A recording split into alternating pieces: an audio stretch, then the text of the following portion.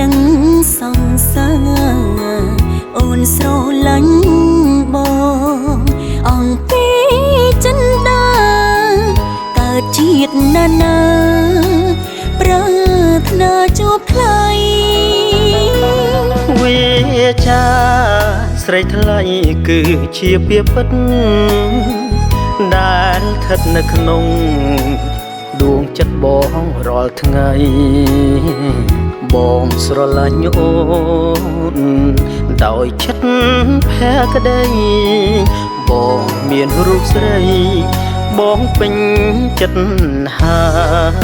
យអូនសូមសន្យាចំពោះ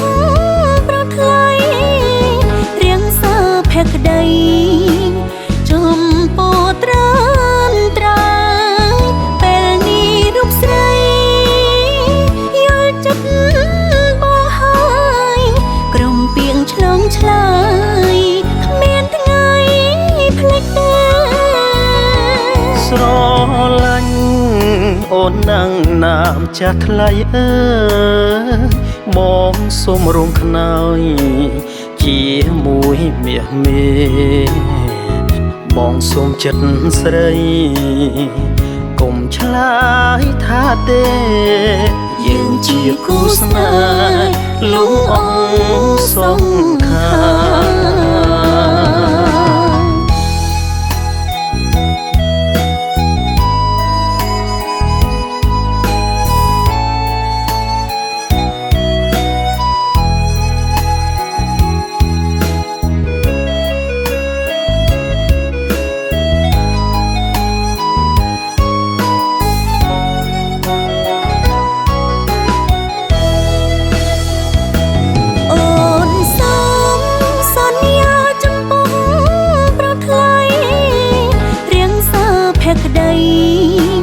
ចំពោះត្រានត្រៃ